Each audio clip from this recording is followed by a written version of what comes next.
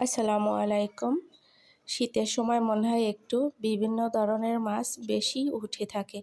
তো আজকে আমি রান্না করব নদীর একদম ভাটা মাছ। তো এখানে আমি বাটা মাছটা ধুয়ে পরিষ্কার করে নিয়েছি। এরপরে হলুদ, মরিচ, লবণ দিয়ে এটা আমি মেখে নিচ্ছি। আজকে ভাটা মাছটা আমি তেলে ভেজে তারপরে রান্না করব। তো সেজন্য কিন্তু তেলটা বেশ ভালোভাবে গরম করে নিতে হবে, যাতে যেন মাছটা একদম দ্রুত উল্টে যায়। তো মাছগুলো কিন্তু বেশ সুন্দর ছিল, একদম তরতাজা ছিল।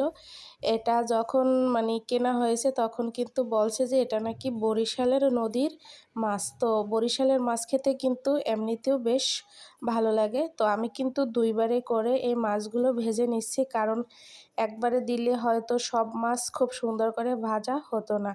আর কেন না জানি বেশ কয়েকদিন পর্যন্ত গুঁড়ো মাছ খেতে ভীষণ ভালো লাগে। তো আমাদের বাসায় এই খাবারটা সবাই খেতে বেশ পছন্দ করে।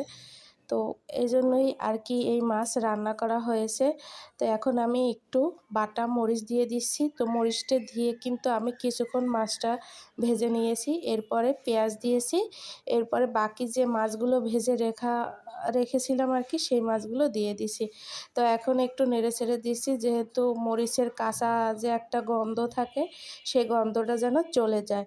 কিছুক্ষণ ভেজে নেওয়ার পরে এরপরে গরম পানি দিয়ে মাছটা আমি সেদ্ধ করে নেব। তো এরপরে আমার ছেলে আসছে যে এর ভিতরে নাকি সে মটরশুঁটি খাবে। তো কী আর করব, ছেলের আবদার, তো মটরশুঁটিও আমি দিয়ে দিছি। তো মটরশুঁটি কিন্তু কেনার সময় অবশ্যই দেশিটা দেখে কিনবেন, কারণ দেশি মটরশুঁটিতে কিন্তু প্রচুর পরিমাণে পুষ্টি থাকে।